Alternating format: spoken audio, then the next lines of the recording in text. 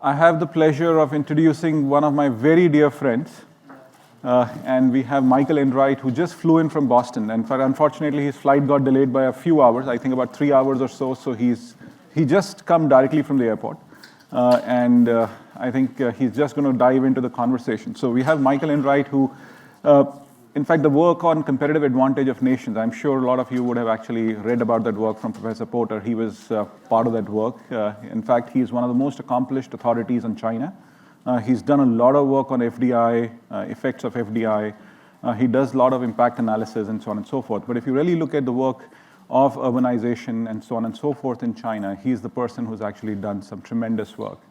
As he's an Asia expert, a China expert, we really thought that he's the right person to give us a perspective on what India is all about, and this is where we are. But without further ado, Michael, can I request you to actually come in and deliver your keynote? Thank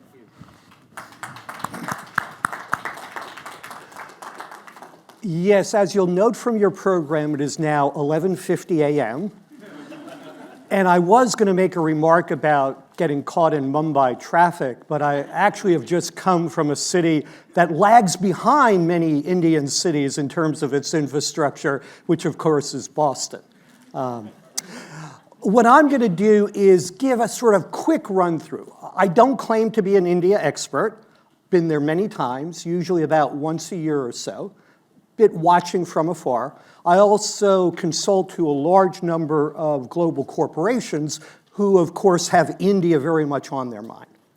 So when Amit was discussing the conference with me, he said, well, you know, you've done a lot of work on foreign investment, you've done a lot of work on competitiveness, why don't you give us a quick overview, okay? So let's take it a little bit of a view from outside. I will say literally a view from 38,000 feet, because that's how high I was when I emailed Amit this file this morning. So I'll go through this relatively quickly because it almost gives itself. Okay, sorry. Start off, and again, competitiveness, what is it? It's a whole bunch of things. But when I measure competitiveness or I look at measuring competitiveness, I want to do it really simply. I want to do something that is purely productivity-based, and I want to do something that rewards a nation for doing the right things, like bringing marginal workers into the workforce, rather than rewarding them for doing the bad things, having typical productivity measured as output per worker or output per hour worked go up when marginal workers leave the workforce. And then I won't go into the details, but these indices that are made up of lots of variables, they're very useful as compendia of information, but no academic would ever really mix up the explanatory variables and the performance variables. Life doesn't work on a Likert scale, 1 to 5 or 1 to 7. Sorry, there are some issues where there are countries where it's not 1/5 or 1/7 of the best, it's 100th or 1,000th of the best. So I won't go on about this. But this is a sort of clean measure. I know Christian uses a measure like this. In fact, I think we both started doing so about 10 years ago. So I would say great minds think alike, but if that's true, then not so great minds may think alike as well, so in any event. So how does India look here? So how does India look compared to the max? This is just that index divided by the value for whoever is the world leader in that particular year. And we see that, yeah, so India isn't necessarily gaining ground against Switzerland, but quite frankly, that's not necessarily what we should be talking about. Right? But what India is doing, and has done actually quite significantly over the last decade, is gain ground against the median. Right? So that's our measure of positive movement. In terms of ranking, there are more countries now. This is all from the World Development Indicator, so very simple to calculate. Anybody can do it. It takes you about 5 minutes to do. Rankings going up a bit. But of course, number of countries is increasing as well. Okay, my historical wish list. When I look at countries, I try to say, okay, there are 100 things, 1,000 things you can look at, but what are the key 4 or 5 that I want to look at for any given country. And in my years of looking at India, these are sort of the ones that I've tended to focus on. And what's interesting is that, and I'll come back to that in a second, what's interesting, of course, is that India is making significant progress in all of these. You know, if we look at, and again, we'll look at it just a little bit later, right? Measures of literacy, numeracy, they're moving in the right direction, and we see the younger generation, you know, it's literally just a matter of time. When we look at the infrastructure, as I said before, you know, I'd rather fly in and out of many Indian airports than many airports in the US.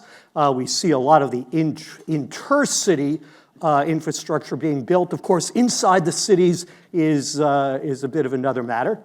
Urbanization, again, always a challenge in a place like India. Of course, vast continent, different climatic, different geographical features. But of course, urbanization is associated with moving people from agriculture into usually higher productivity manufacturing and services, right? And it's the double bump.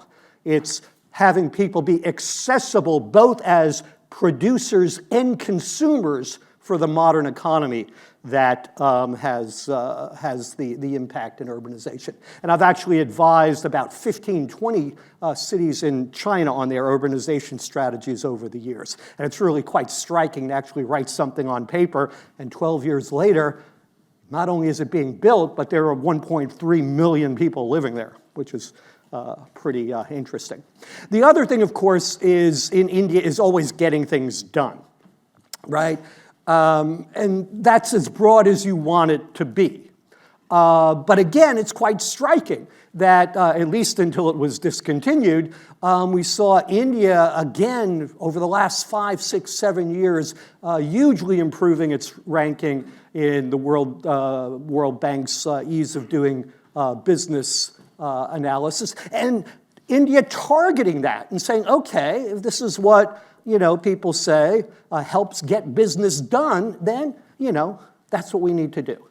And this one for me is critical because I spend a lot of my time advising companies who do stuff on the ground, and that's a deal breaker. If they just can't get things done in an environment, then that's a deal breaker. And again, positive momentum in all of these. And then the one I'll focus on today is foreign investment.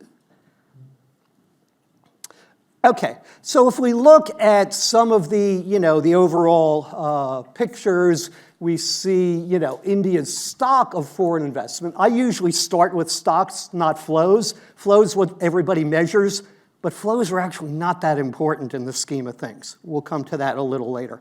And we see that concomitant with India's rapid growth in GNP, GDP, GNI, we see a trend similar in terms of foreign investment. Obviously, the big policy changes, first 91, 2014, et cetera.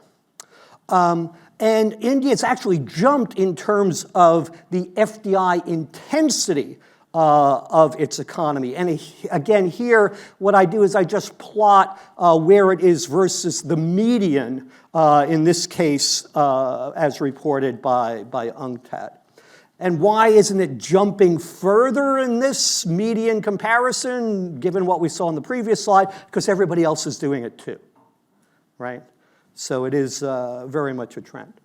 And again, in terms of ranking, there are a lot of countries taking a lot more advantage of foreign investment than India. Of course, India is a large economy. It's a continental economy. Larger economies tend to be less reliant on foreign investment. But again, there are a lot of other countries that seem to be taking advantage. And of course, there's history involved.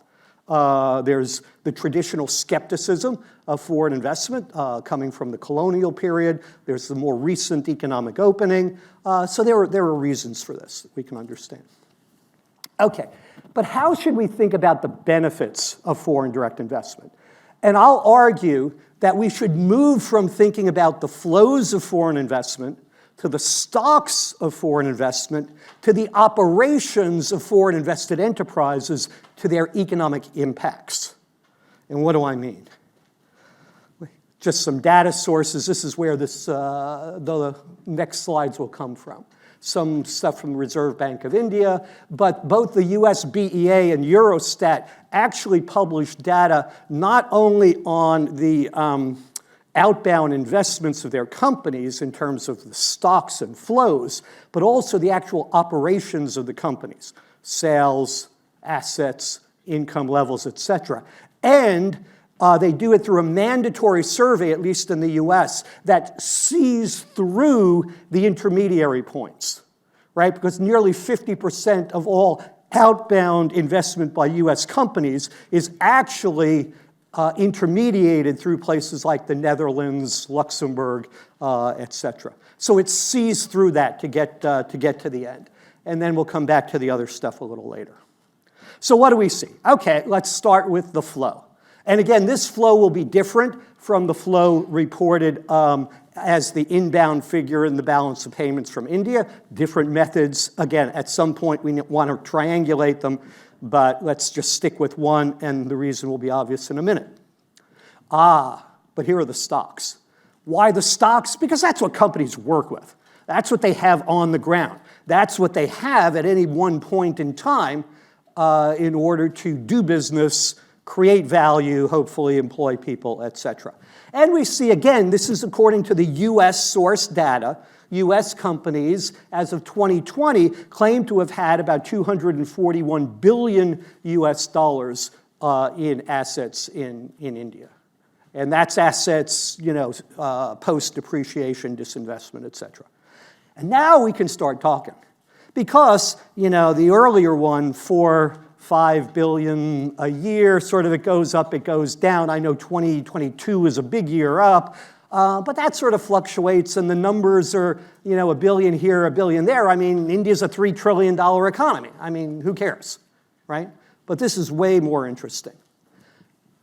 And then, of course, it starts getting real when we talk about the operations. Okay? So here are the sales figures, employee compensation, net income. So why do I say it starts getting real here? Because this is where we start seeing where value is. Where value is generated for the foreign company because, they're not going to be happy if they don't make some profit. But of course, from a national economy and economic development standpoint, you're much more interested in value added and cost of goods sold than you necessarily are with the profits of foreign firms. And we can see, again, interesting, elsewhere in the world, the foreign affiliates of US firms have significantly higher net income than they have employee compensation. In India, it's a different story. And to just stack the charts up to sort of see, again, first step where value is going. Again, net income, that little bitty slice at the top, employee compensation, and then the rest of it is basically the costs of the firm. Not all of which, but the vast majority of which for the US companies is actually spent and realized in India. Okay, so now we've got something we can start working with. But we're not quite there yet. What we need to do is we need to try to understand the ripple effect through the whole economy.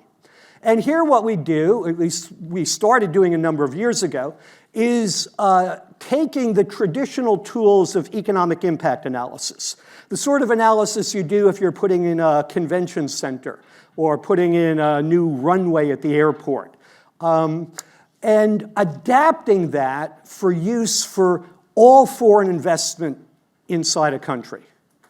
There are a number of technical steps. Basically, you generate multipliers through input-output tables. But when you're talking about multiple companies, multiple investments across multiple industries, you have to take apart the input-output tables, remove all the upstream sourcing from other foreign invested enterprises, repack them, and then do the analysis.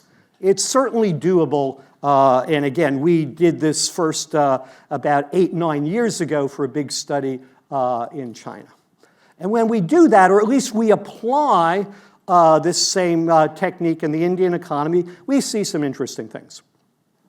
Okay, so we saw that the US companies claim to have $241 billion US dollars in assets on the ground in India as of 2020. Sorry, again, don't have the latest year's data. But when we take not only their activities, their value added, but the value added of their entire supply chain, again, with the other foreign invested enterprises, in this case US companies removed, and then take the value added associated with the consumer spending of all of the employees of both the foreign invested enterprises and the companies in their supply chain, we see that on an annual basis, the system that these companies drives is adding about 160 billion US dollars to India's GDP. Now we're talking. Now we got something that's interesting, okay? And in fact, why did I say before the flows, yeah, we can look at them, but they're not really that interesting? Well, because in a typical year, okay, there are some big ups and downs when the flows, jumped up or down. But over the last decade plus, on average, basically the value added impact of the US foreign invested enterprises has been 20, 30 times or more the annual inward flow, right? I mean, there's no comparison. There's what's relevant and there's what's interesting but not so relevant. Now, if we think about how happy are those companies in India, let's just say that for US companies in India, on average, India is still a growth story. Why do I say that? Because if you look at, and I actually haven't mixed up the lines, they're actually these. If we look at the profitability of the US companies in India, it is way, way lower than their average profitability outside the US worldwide. And again, their sales are growing 7-8% a year, but profits, they're just not really where they are globally. And again, good thing, I guess, for employees in India, compensation is actually a very high portion of their sales in India compared to globally. Okay. But this is the one I really like, because almost invariably, and again, I work with a lot of foreign firms, and they're trying to talk to governments about the value they bring. For every dollar in profit a US company registers in India, the system it drives adds somewhere between 15, 20 plus dollars to India's GDP. And that's where the value is for the host country. We can do a similar calculation for EU companies. Eurostat data, a lot of disclosure issues, very spotty, so there's not as much data as one would like, but if you take what exists, we see that EU companies adding about 60 billion to India's GDP. And in fact, if we take the two of those combined in recent years, it's about 8.5% of GDP. And if we go one step further, and this is going out on a limb, because what this is doing is we took data from Reserve Bank of India that links the sales of all foreign invested enterprises in their survey to the underlying asset value. We made the assumption that that was distributed across industries in the same way that the US foreign investment was. Why? Because we just don't know any better. If we do that, we get this. We get that foreign invested enterprises as a whole, very, very rough approximation. The systems they drive are adding about 20% to India's GDP. Now, we know that there are lots of other influences that we don't capture here. In other countries where we've done this, we've actually been able to estimate that some of these other things can be as big an impact on a host economy as the things we're able to quantify, okay? We also know that there are costs, and we can't overlook those. Those have to be managed. But it's really, these days, it's a confident, effective government that can actually manage both the upsides and the downsides. So what do I conclude from this quick run-through? India's competitiveness trends are positive. You're hearing about that today and tomorrow. There's obviously still a way to go. The preliminary investigation we've looked at actually indicates there's been a big payoff for India's evolving policies towards foreign investment. that a lot of fruit has been borne already and more likely in the future. That when we think about, as either investors or as advisors or as government officials, we need to be thinking about the impacts. The flows are interesting, cutting ribbons are nice, but it's the impacts on the ground, the flow through to the economy. That's what really matters. And actively managing that is obviously a good thing. How does one attract FDI? Well, that's a topic for another day. Thank you.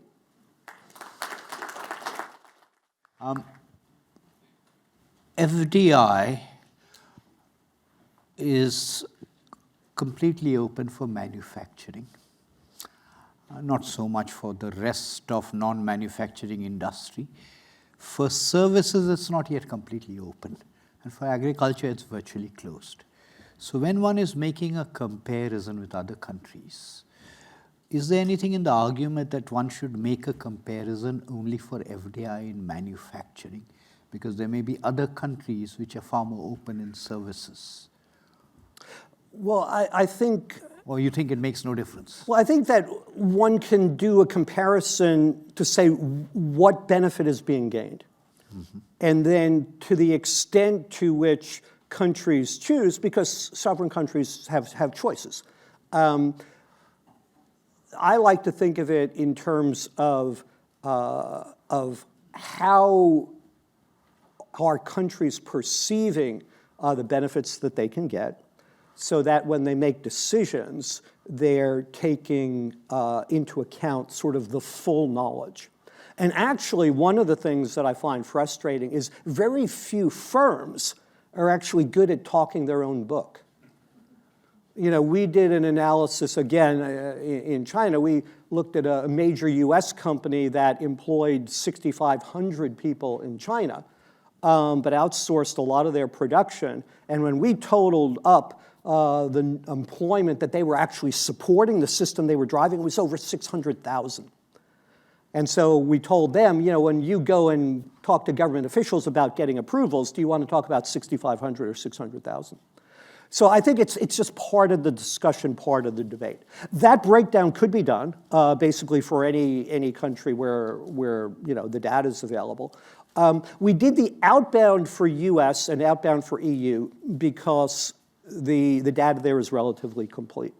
Other countries, it really depends on what is gathered and what is published by the local country in terms of what we can analyze. In terms of the impact, what is your sense about why it shoots up in 2018 or thereabouts? My sense is that you have big changes in policies starting 2014, but that's just the beginning. That's just the marketing, and then you have the investment, and then it usually takes a couple of years for that investment to really start generating activity. So it's one of the things one has to really be careful looking at a lot of the academic econometric work on foreign investment, because you know I see work done that doesn't include a lag structure. So let's do the thought experiment. We only allow foreign investment in odd years, and it takes a year to get the thing up and running. So we have a perfectly negative correlation between foreign investment and economic output. So therefore, we should ban all foreign investment, right? So again, a lot of the stuff, a lot of the work on foreign investment, one really has to unpack the methods. And through doing this and looking at lag structures, basically, when we see a big sort of jump in investment or shift in policy, it is typically a 2-3 year phenomenon before that impact really filters through to the economy. Let's talk only about the US companies. So what are the sectors that they're primarily in? And do you have a sense of whether they're catering to the domestic consumer market or whether part of it is also for exports now? It used to be, of course, almost exclusively for the domestic market. And on average, the big investments are still largely domestic market. We're only starting in the last year or two to really see the export come out of that. But that is an enormous opportunity. I mean, as we all know, the world has changed geopolitically. The world has changed economically.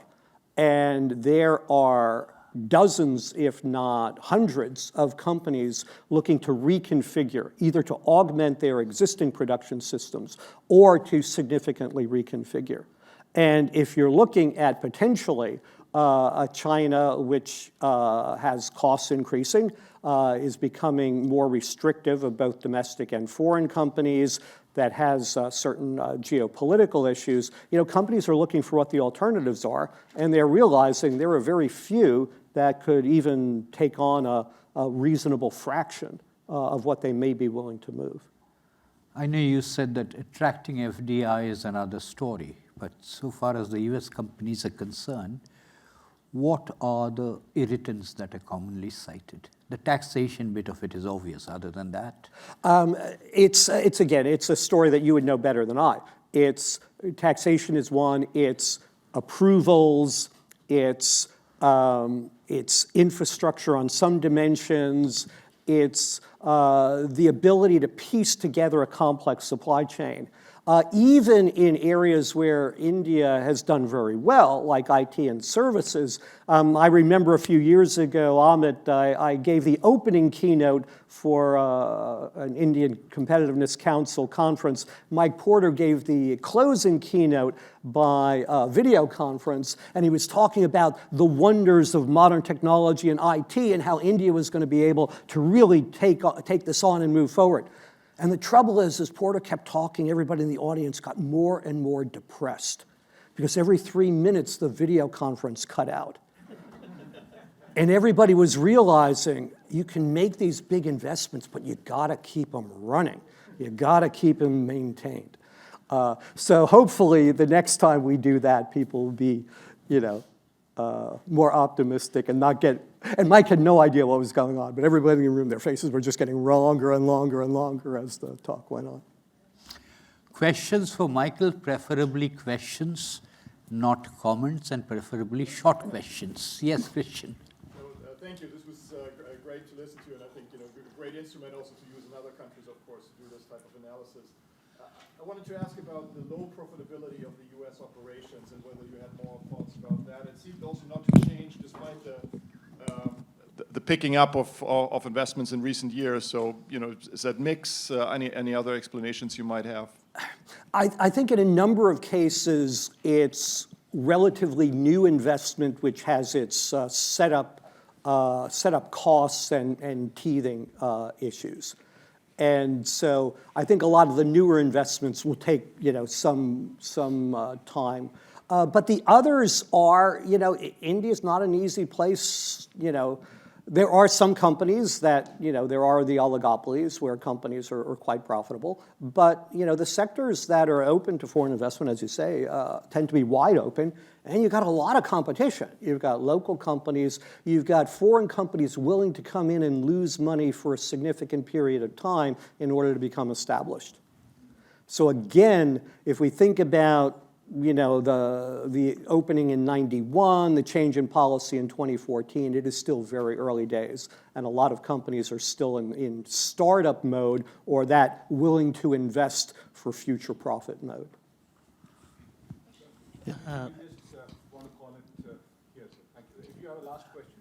No, but is there someone? Okay, last question, please.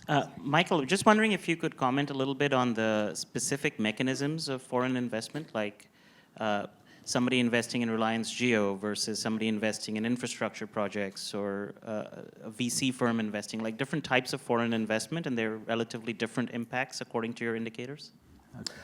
The analysis that we've done, and we've done this relatively quickly, just does a breakout by industry. We've not gone in and done the sort of case-by-case that would give the granularity that I could answer that with. So it is just the aggregates reported out by the US BEA, which by their nature you cannot reverse engineer to individual firms. If you could, they actually don't disclose the data, which is a big problem. So we have not done that analysis at this time. Okay, so thank you. Please join me. Thank you. Thank you.